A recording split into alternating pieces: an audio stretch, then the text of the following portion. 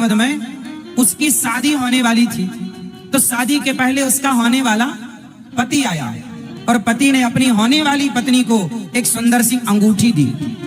अब जब उस लड़की ने अंगूठी पहनी तो वो अपनी सारी सनावद की सखियों को बता रही है, देखो देखो मेरे पति ने मुझे अंगूठी दी, देखो देखो। सबको बताए, देखो कितनी बड़ी है, कितनी सुंदर है, मेरे होने वाले पति ने दी है। बड़ी खुश, बड़ी प्रसन्न। वहां से एक महात्मा जी गुजरे।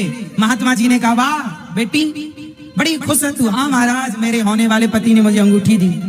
संत जी ने कहा, ये तो बता कि तेरे होने वाले पति ने तुझे अंगूठी दी तो इतनी खुश है और उसको इतना याद कर रही है, तो जिसने अंगूठी पहनने को उंगली दी है, जरा बता तूने उसे कितना याद किया है। अंगूठी तो याद रही पर उंगली देने वाले को भूल गए। गले का हार तो याद रहा पर गला देने वाले को आप भूल गए। चूड़ी, सोने की चूड़ी किसी ने दी तो याद रहा कि फलाने ने सोने की चूड़ी दी, लेकिन कलाई देने वाले को आप, वो चूड़ी जिस कलाई में पहनते हैं वो कलाई देने वाले को आप भूल गए। सोचिए कि आप जरा सा कोई सोने का गिफ्ट आपको दे दे तो सारी जिंदगी आप उसे याद रखते हैं, लेकिन जिस परमात्मा ने सुंदर सा शरीर दिया उसे आप भूल गए ना। मेरी माँ कितनी बड़ी भुलक्कड़ हो, मेरी माँ कितनी बड़ी भुलक्कड़ हो। कम से कम उसे तो याद रखो जिसने आपको सब कुछ दिया। बताओ, कोई आपको सोना देता 2 किलो या 5 किलो, पर आपके पास शरीर ही ना होता तो क्या कर लेते सोने का। कोई आपका शरीर अपाहिज होता, आप लंगड़े बहरे काने अंधे होते, तो फिर आपको सोना चांदी में कोई स्वाद ना मिलता।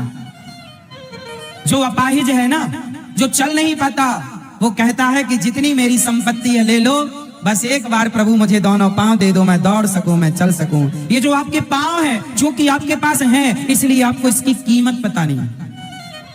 कभी लंगड़ों से पूछते, अपाहिजों से पूछते कि इन पांव की कीमत क्या है। इस संसार में ऐसी कोई दौलत नहीं है जिस दौलत के बदले आपका स्वस्थ शरीर लिया जाए या दिया जाए। मतलब इस संसार की सबसे अनमोल चीज क्या है? आपका शरीर। सबसे अनमोल धन क्या है? आपका शरीर, जो कि आप लोगों के पास है, लेकिन फिर भी आप जिसने दिया उसके लिए आप क्या कहते हैं? महाराज जी समय नहीं है हमारे पास। सोने का एक हार पकड़ा दे कोई तो उसके लिए आप समय ही समय निकाल लेते हैं। कोई नेताजी तुम्हें 100 रुपए की साड़ी बांटने लग जाए ना सनावद में, तो तुम हजारों की संख्या में 2 घंटे खड़ी रहोगी धूप में, एक 100 रुपट्टी की साड़ी के लिए। हाँ या ना? 100 रुपए के लिए तुम 2 घंटे खड़ी हो जाती हो साड़ी के लालच में कि साड़ी दे रहे हैं नेताजी। साड़ी दे दी तो उस नेता को आपने याद रखा, अरे नेताजी बढ़िया साड़ी बांट रहे हैं। लेकिन जिस परमात्मा ने ये शरीर बांटा, आपको ये दिव्य आंखें दी, कान दिए, मुंह दिया, उस परमात्मा के लिए क्या कहते? समय नहीं है, समय नहीं। धन्य है यार, धन्य। मेरी मां, इस संसार में सबसे अनमोल आपका शरीर। इसलिए कहा, बड़े भाग्य मानुष तन पावा, दुर्लभो मानुषो देहो देहि नाम क्षण भंगुरा। ये शरीर बड़ा दुर्लभ है, इस शरीर को पाकर उस परमात्मा को जरूर पाना। मेरी माँ, आधा घंटा उस परमात्मा का स्मरण करना जिसने आपको सब कुछ दिया है। अच्छा बताओ, भगवान ने आपको क्या दिया है? आप बताओ क्या दिया आपको? एक आदमी बोला सनावद का, बोला महाराज जी हमारा पड़ोसी 10,000 के जूते पहनता है और हमारे पास देखो चप्पल भी नहीं है, हम कितने गरीब हैं, भगवान ने हमें गरीबी क्यों दी? मैंने कहा, पगले भगवान ने तुझे गरीबी नहीं दी, तू उन्हें क्यों देखता है जो 10,000 के जूते पहनते हैं? अरे उन्हें तो देख जिनके पास जूता पहनने को पांव ही नहीं है, उनसे कितना अमीर है तू बता, है या नहीं? जो आदमी अपने को गरीब कहता हो उससे जाकर पूछना कि जो तेरे पास है उतना भी नहीं है। कुछ लोग ऐसे मिल जाएंगे, शायद सनावद में हो ना हो, जो मैंने देखे हैं। कुछ लोग पांव में जूता ना पहनकर, पांव में चप्पल ना पहनकर, हाथ में चप्पल पहनकर घिसटते हैं ऐसे ऐसे। आपने कभी देखे हैं ऐसे लोग? बताओ, जो हाथ में चप्पल पहनकर घिसटने को मजबूर हैं, उनसे आप अच्छे हो या नहीं? कितने लोग उनसे अच्छे हैं? पीछे वाली मैया नहीं हो अच्छी। इसलिए जो विधाता ने दिया है उसका धन्यवाद करो, जो नहीं मिला उसकी शिकायत ना करो, ना करो। अभी प्रश्नोत्तरी में यही सनावद में कुछ दिन पहले एक अंधे भैया आए, उनकी आंखें नहीं थी, वो देख नहीं पाए बचपन से। तो मैंने उनसे पूछा कि आपको भगवान से कोई शिकायत है क्या? तो उन्होंने बताया, ना महाराज जी, हमारी आंखें नहीं है, हमने संसार को नहीं देखा, पर भगवान से शिकायत नहीं, बल्कि हम तो भगवान का धन्यवाद करते कि हे भगवान, आपने हमें संसार की माया से बचा रखा है। देखो जरा, यहीं की बात है सनावत की। कुछ दिन पहले प्रश्नोत्तरी में एक सज्जन आए थे, आंखें नहीं है, अंधे हैं जन्म से, लेकिन शिकायत नहीं है। और आप लोगों की दो दो बढ़िया आंखें हैं, लेकिन शिकायत इतनी है, हे भगवान तुमने ये नहीं दिया, तुमने वो नहीं दिया। धन्य है तुम्हारा मुंह तो देखो जरा कैसा चलता है। जिसने इतना दिया उससे तुम कह रहे हो तुमने ये नहीं दिया, इतना दिया। क्या नहीं दिया बताओ जरा, क्या नहीं दिया? समस्याएं तो ये है कि जो हमें दिया है हम उसमें प्रसन्न नहीं, हम उम्मीदें, हमें इच्छाएं उनकी हैं जो नहीं मिला।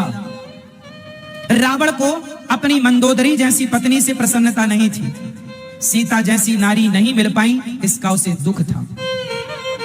जबकि मंदोदरी इतनी सुंदर थी जितनी सुंदर माता पार्वती, इतनी सुंदर है मंदोदरी। रावण की पत्नी पंचकन्याओं में आती है। इस संसार में जितना सुख इंद्र को है, इंद्र से कई गुना ज्यादा सुख रावण को था। इंद्र से कई गुना सुख रावण को था। मतलब इंद्र का सुख इतना था जितना सुख भगवान शिव का, शिव के लेवल का था रावण। चेला शिवी का तो था।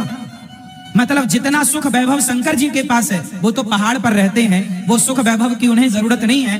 पर जितना सुख भगवान शिव के जीवन में है, इंद्र विंद्र की तो कोई गिनती नहीं। इतना सुख रावण के जीवन में था। लेकिन वो रावण अपनी पत्नी से, एक पत्नी नहीं थी रावण की, 1 लाख तो बेटे थे रावण के। रावण के कितने बेटे थे? 1 लाख पूत 1.25 लाख नाती, जिसके घर पर दिया ना बाती। ये तो सुना ही होगा। रावण के कितने बेटे थे? 1 लाख। वो सारे 1 लाख मंदोदरी से नहीं थे, बहुत सारी पत्नियां थी उसकी। जो उसे अच्छी लगती उठाकर ले आता, जो उसे अच्छी लगती ले आता, कोई बोलने वाला नहीं। संसार का हर सुख रावण ने लिया, इतना सुख लिया इसकी उसे खुशी नहीं है। सीता को देखकर उसका मन डोल गया, माता सीता को। सर्वनाश हुआ कि नहीं? मक्खी गुड़ में गड़ी रहे, आगे बोलो आप। मक्खी गुड़ में गड़ी रहे, पंख रहे लिपटाए, हाथ मलहे और सिर धुने, लालच बुरी। क्या मतलब हुआ इसका? आपके पास बहुत है। आप जितने लोग यहां बैठे हैं ना, आप लोगों के पास जितना है, इतना भी अभी लोगों के पास नहीं है। इतना भी पाने के लिए अभी कुछ लोगों को 20 साल लग सकता है। बोलो हाँ। आपने जितने, मैया ये आपकी साड़ी कितने रुपए की है जो आपने पहनी है? जल्दी बताओ। 700 की है ना? आपकी कितने की है बताओ जल्दी। 1500 की है आपकी वाली? फास्ट। 2000 की? 3000 की? जल्दी बताओ, टाइम ना वेस्ट करो।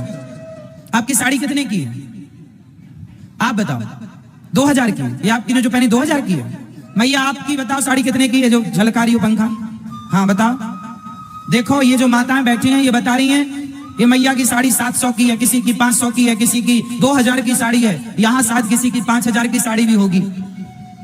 सोचिए मेरी माँ, आप कितनी अच्छी हो, कितनी भाग्यशाली हो कि आप 2-2 की, 500-500, 700 की साड़ी पहनती हो। आपके सनावद में ही कुछ लोग ऐसे होंगे जिनके पास 100-200 रुपए की साड़ी की भी गुंजाइश नहीं है, पुरानी सी साड़ी पहनकर गुजारा करती हैं। एक साड़ी है 4 जगह से फट गई है, उसे सिलकर, उसे जोड़कर, गांठ बांधकर भी कुछ लोग अपना जो गुजारा करने को मजबूर हैं। बताओ ऐसे लोग हैं या नहीं? फिर उनसे आप अच्छे हो कि नहीं? तो आप क्यों शिकायत करते हो, हे भगवान तुमने ये नहीं दिया, वो नहीं दिया? जो दिया है उसकी वैल्यू कहां है? कहां उसकी वैल्यू? शिकायतें शिकायतें, शिकायतों का कोई अंत ना होगा मेरी माँ। एक बात बताऊं, आप लोग दुखी इसलिए हैं क्योंकि आपको शिकायतें हैं। एक छोटा सा काम करोगे मेरी माँ? भैया आप लोग करोगे काम? आज से शिकायतें करना खत्म कर दो। आज से कोई शिकायत ना हो, किसी से शिकायत ना हो, ना भगवान से शिकायत हो, ना परिवार से शिकायत। हे भगवान जो है वो मेरी औकात से ज्यादा है गोविंद, बहुत है। मैं तो धन्यवाद करूं, शिकायत करने का अधिकारी मैं नहीं हूं। कोई शिकायत नहीं। मुझे कोई शिकायत नहीं है, ना भगवान से, ना परिवार से, ना संसार से, कोई शिकायत मुझे नहीं है। मुझे आप लोगों से कोई शिकायत नहीं है, मुझे भगवान से कोई शिकायत नहीं, कोई शिकायत। जब मैं बचपन में भीख मांगता था तब भी मुझे कोई शिकायत नहीं थी, आज भी मुझे कोई शिकायत नहीं। शिकायत तो आप लोगों को रहती है भगवान से, हे भगवान ये दे दो, वो दे दो। इसलिए आप भगवान के मंदिर भी कोई ना कोई स्वार्थ से जाते हैं। इसलिए मेरी माँ, ये स्वार्थ समाप्त कर दो और भगवान की पूजा प्रेम से करो। भगवान के और भक्त के बीच में केवल प्रेम हो। क्या हो? जोर से प्रेम हो और कुछ ना हो। भगवान की भक्ति कैसे करनी चाहिए, पूजा कैसे करनी चाहिए, मन कैसे लगाना चाहिए, आओ इन सब विषयों को थोड़ा थोड़ा आपको समझा देते हैं, काम आएगा आपके। सुनो प्रिय भक्तों, भगवान का ध्यान कैसे करना है, पहले पूजा कैसे करनी है। आप लोग पूजा करते हैं भगवान जी को? बताओ भगवान जी को भोग कैसे लगाते हैं आप बताओ।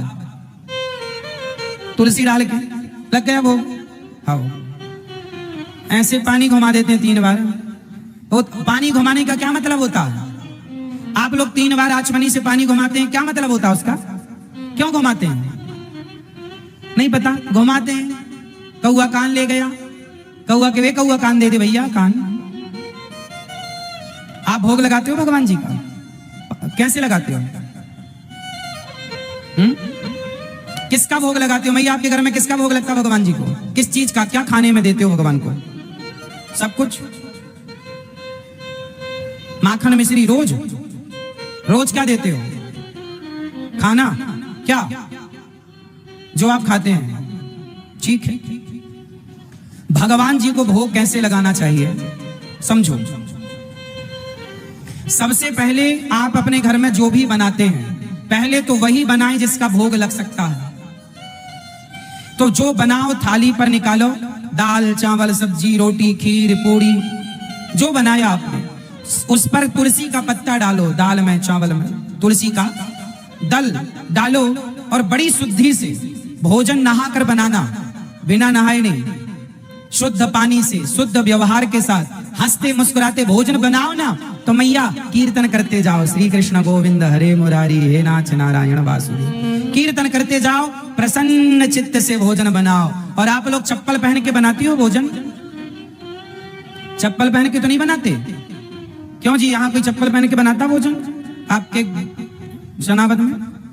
चप्पल पहन के कुछ लोग बनाते हैं, उनसे पूछना घर में कांटे बिछे हैं क्या? लोग समझते नहीं हैं चप्पल पहनने से नुकसान क्या है। अब आप कहोगे चप्पल से क्या नुकसान? समझो, आप चप्पल पहन, ये देखो 97 हो गए और 98 99 100, 3 कदम दूर। अब देखो चप्पल पहनने से, आप चप्पल पहन के फेस का तार पकड़ो ना, करंट नहीं लगेगा। मैं बिल्कुल साइंटिफिक बात समझाता हूं। चप्पल पहनकर फेस पकड़ने से, तार का फेस पकड़ लो, करंट लगेगा? क्यों नहीं लगेगा? क्योंकि अर्थ कट हो गया। चप्पल पहनने से अर्थ क्या होता है? कट हो जाता है। चप्पल उतार के तार पकड़ेंगे तो करंट लग जाएगा। इसका मतलब ये हुआ, आपको मानना पड़ेगा कि जमीन से अर्थ निकलता है जो आपकी बॉडी में रन करता है, अर्थात पूरी बॉडी में घूमता है 24 घंटे। बोलो हाँ।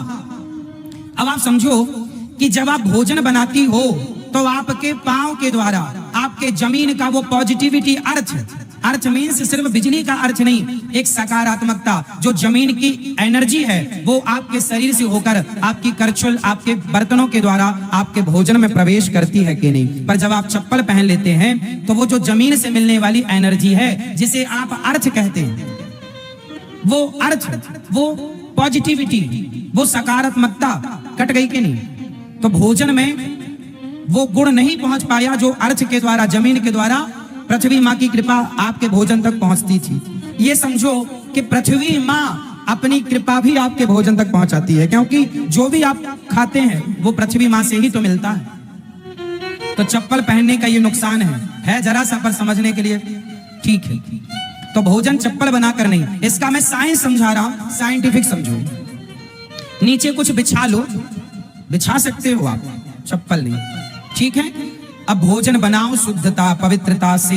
भोजन बनाकर थाली पर दाल चावल सब्जी रोटी निकालो, तुलसी का पत्ता डालो और भगवान जी के सामने रखो। और भगवान जी के सामने एक बर्तन में पानी भी भर के रखा करो, प्यास लगे भगवान को तो पानी पीने के लिए शुद्ध, और उस पानी को ढक करके रखो, खोला नहीं। और वहां पर एक कपड़ा भी रखा करो, ऐसे रुमाल वगैरह, शुद्धता से कपड़ा भी रखो। अभी बताऊंगा मैं सबका उपयोग। फिर क्या होगा, अब जाके आप लोग क्या करते हैं, थाली रखते हैं, घंटी हिलाए, 3 बार जल घुमाए, हो गए ना, ये विधान नहीं है। पर्दा बंद करो, आप वहां बैठो अच्छे से सुखासन पर, रोटी तोड़ो। आप अपने बच्चे को कैसे खिलाते हैं? किस किस के घर पे गोपाल जी हैं? गोपाल जी किस किस के घर में? लड्डू गोपाल जी सबके घर में। तो गोपाल जी जो हैं ये भगवान का बाल स्वरूप है। कौन सा स्वरूप है ये? बाल रूप में ठाकुर जी, ये गोपाल जी जो है ना, ये हमारे बाल रूप में है, और यही आपके घर पर होंगे, छोटे बड़े आकार के। तो भगवान ना बाल रूप में होते हैं गोपाल जी। तो भगवान को प्रेम से बैठो और फिर अपने हाथ से, जैसे एक माँ अपने बच्चे को खिलाती, तो रोटी तोड़ो, दाल चावल, दाल साग अचार जो भी आपका है निकालो, लगाओ, और भाव ऐसा बनाओ, घंटी हिलाते रहो और भाव ऐसा भाव बनाओ, इमेजिन करो, कल्पना करो कि भगवान जी हमारे हाथ से खा